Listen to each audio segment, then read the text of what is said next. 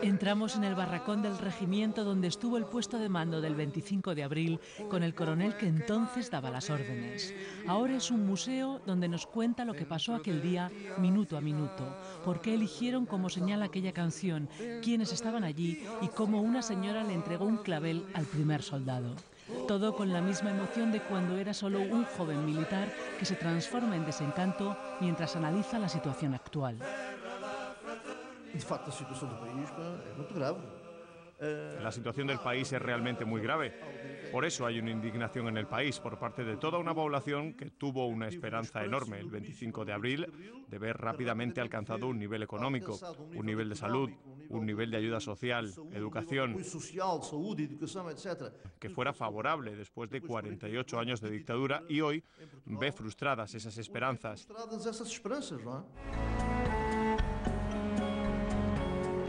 La caída de Portugal se produce precisamente el mismo día en el que el país recuperaba el aliento después de colocar 1.000 millones de deuda soberana, eso sí, a intereses más elevados.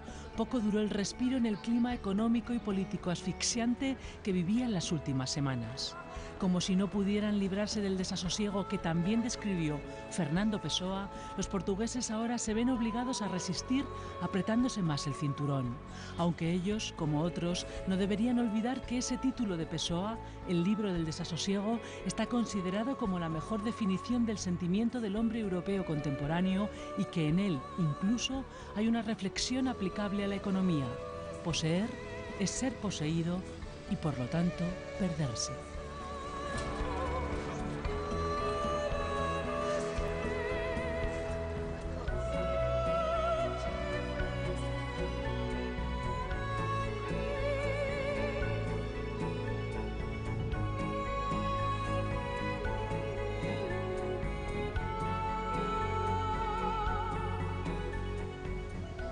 Los matrimonios forzados, los que obligan a mujeres a casarse por la fuerza con hombres que no conocen, es una costumbre milenaria que aún persiste en un centenar de países como Pakistán, India o Marruecos.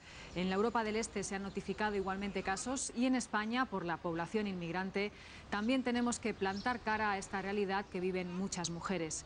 Matrimonios por la fuerza, algunos con menores que en muchos casos esconden malos tratos. Oponerse a este tipo de uniones suele suponer para la mujer enfrentarse y romper con su entorno familiar.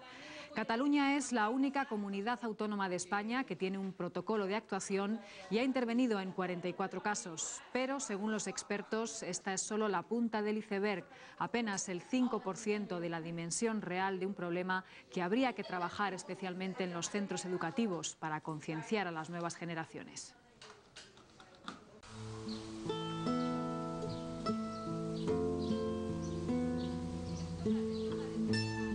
Yasmín tiene 32 años. A los 16, sus padres la llevaron a Pakistán y la casaron con un hombre al que apenas conocía.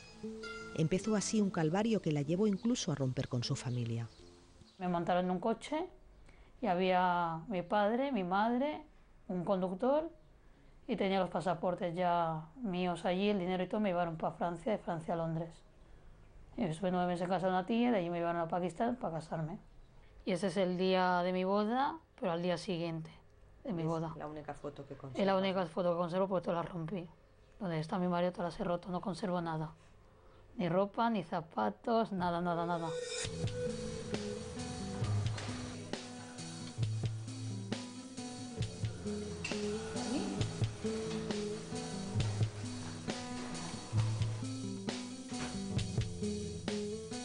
Bueno, Yasmín. Que vengo a denunciar a mi marido. Vienes a denunciar a tu marido. ¿Por qué? ¿Qué ha pasado? Por los malos tratos que tenía que haber denunciado hace tiempo, pero no denuncié y ahora venía a denunciar. Yasmín es una de las víctimas de los matrimonios forzados. Su familia le dio la espalda. Le decían que tenía que aguantar porque era su marido. Ella ha tenido la suficiente valentía para seguir hacia adelante. Un camino largo y lleno de obstáculos que pocas quieren y pueden recorrer. ¿Tú tienes miedo? Sí, tengo miedo porque ahora hoy en día se encuentra en España y tengo mucho miedo. Por muchas veces me ha amenazado que me va a quitar mis hijos, que me los va a quitar, me los va a mandar a mi país, que si rehago mi vida me matará, que soy de él, que no me puedo divorciar, que él manda y tengo miedo. Países como Noruega o Reino Unido trabajan desde hace una década para controlar este fenómeno. En España, obligar a una persona a casarse no es delito, lo mismo que en la mayoría de estados, pero es algo que viola los derechos humanos. Es una costumbre que persiste aún en muchos países, sobre todo en zonas rurales y entre familias con escasa formación.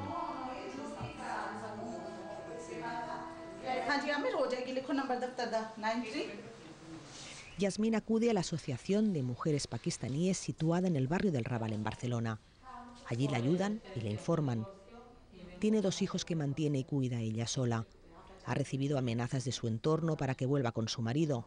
Hace 6 meses, aprovechando que él estaba en prisión en Pakistán, acusado de tráfico de drogas, ella presentó una demanda de divorcio. Ha decidido seguir hacia adelante y luchar por su libertad.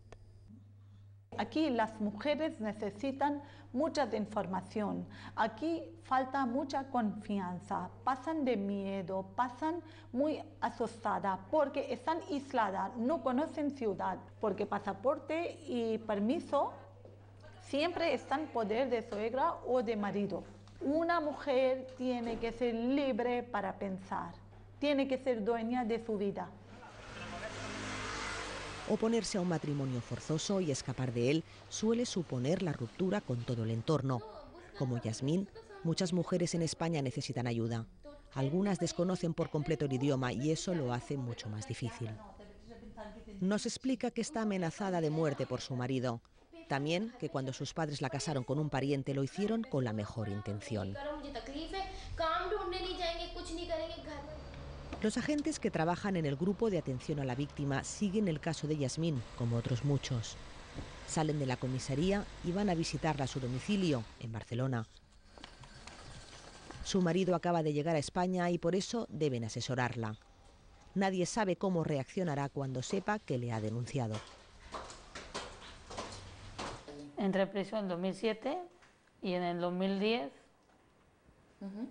pues mi hermano le paga una fianza, no sé si son de 9.000, 10.000 euros, y sale. Cualquier incidente que tengas, cualquier problema, te pongas en contacto con nosotros. En Cataluña, los Mossos han intervenido en 44 casos de matrimonios forzados. Es la única comunidad autónoma que dispone de algún dato oficial. Los Mossos d'Esquadra tienen un protocolo pionero en España para actuar cuando detecten casos de este tipo. Informan de inmediato al juzgado de instrucción y a la Fiscalía cuando hay riesgo inminente. Entendemos que el valor que la policía puede aportar a la sociedad es la prevención. La policía siempre llega, siempre podrá reaccionar, pero cuando la policía reacciona siempre es tarde, el hecho ya ha pasado. Y dedicamos muchos esfuerzos, tenemos lo que nosotros llamamos las oficinas de relaciones en la comunidad, tenemos las dotaciones de proximidad que lo que buscan es el contacto con el ciudadano. Primero se centran en la protección de la víctima y confeccionan un atestado policial que recoge delitos que normalmente van aparejados a este tipo de matrimonio. Pues o coacciones, hay amenazas, hay agresiones, detenciones ilegales, secuestro de la documentación, y hay unas situaciones de riesgo en que si hay tipologías ya actuamos. Los expertos creen que los casos que salen a la luz son solo la punta del iceberg. Representan el 5% de la dimensión real del problema. El Código Penal no persigue el matrimonio forzoso como tal, ni en España ni en la inmensa mayoría de países. Por eso lo más importante es conseguir que la víctima denuncie. Por cuestión de honor, tradición, cultura, presión familiar o simplemente por miedo, el caso es que muchas mujeres sufren este tipo de situaciones en silencio. Realmente el matrimonio forzoso es una clara práctica de violencia contra las mujeres. Es un delito de la violencia machista que conlleva a la sumisión de la mujer frente al hombre. Normalmente implica también pues, este tipo de violencia física, psicológica y también sexual. Pero no todos los matrimonios concertados son forzados. Este antropólogo nos explica que se debe matizar. Bueno, cuando estamos hablando de matrimonio forzado estamos hablando explícitamente, y no tendríamos que decirlo de otra manera, del uso de la violencia para imponer una serie de ideas por parte de uno de los dos miembros respecto al otro, con lo cual estamos hablando de violencia de género. Cuando estamos hablando de matrimonio que ha sido concertado entre diferentes familias, pero que ha pasado por un proceso de aceptación de los dos miembros de la pareja, estamos hablando de otra cosa. Siempre que se trate de menores se dará cuenta la Fiscalía y, si es necesario, se activarán las medidas de protección para la joven. El fenómeno afecta sobre todo a niñas y adolescentes por igual. De las 15 víctimas detectadas el año pasado, 7 eran adultas, aunque según los expertos la edad de riesgo es de los 14 a los 21 años. Si los padres llegan hasta el punto de encerrarles, privarles de libertad, causarles amenazas, amenazarles con las penas del infierno si no contraen matrimonio, eso puede ser un delito de coacciones, sin ningún género de dudas. Ahora, si la presión es decirle, estás obligado a obedecer a tu padre, qué mala hija eres o qué mal hijo eres por no hacer caso que dice tu padre, y no va más allá, estamos ante una presión. La primera tendría repercusión penal, la segunda, evidentemente, penal difícilmente llegaría. Lo que hay que informar a los menores de sus derechos y de sus obligaciones, orientarlos cuando están desorientados, que los servicios sociales estén actuando y previniendo aquello que pueda suceder.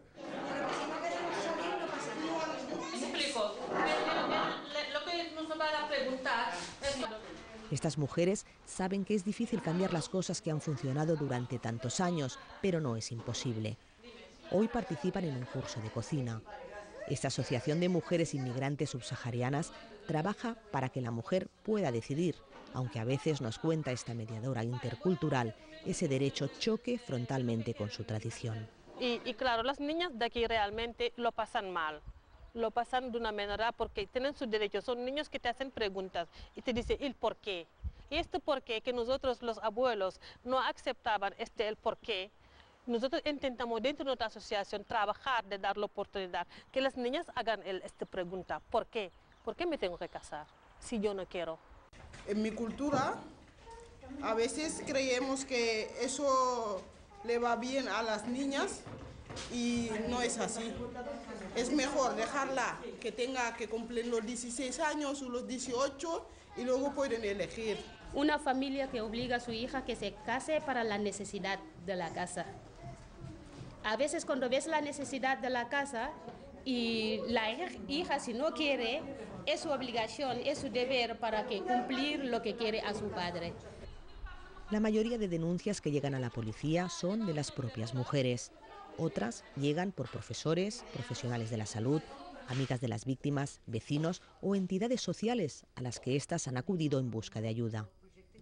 Es la escuela. La escuela para nosotros es un elemento clave de detección, porque realmente las menores es un espacio donde van asiduamente y donde las maestras o los profesores pueden detectar esos elementos de riesgo que puede conllevar a pensar que ahí está a punto de suceder un matrimonio forzoso o ya se ha producido. Los niños, las niñas que se han ido y que no han vuelto, ¿qué están haciendo? Están estudiando, ojalá que siga estudiando, pero no se sabe porque no hay un control. Keraba nos cuenta que los hombres también sufren. Su padre quiso casarle con una mujer, pero él no estaba preparado y huyó. Le costó un disgusto y no ha sido hasta años después que ha vuelto a restablecer sus lazos familiares. Ahora ha rehecho su vida en España y tiene un hijo. Hace 2 semanas hablé con mi madre que me dijo que ya era hora de que volviera a tomar una esposa. Entonces, pues yo llego a la conclusión que no los puedo culpar porque están repitiendo lo mismo que han conocido. Ahora puedo entender que pues los tiempos cambian y que la misma cosa no se puede aplicar de la misma forma, ¿no?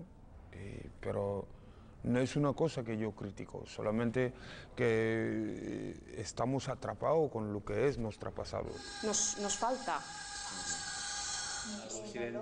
Estos jóvenes sí que quieren romper con parte de su pasado. Luchan para cambiar estereotipos. Son miembros de una asociación que trabaja para la cohesión social con las primeras generaciones de hijos de la inmigración. Van y vienen de Marruecos.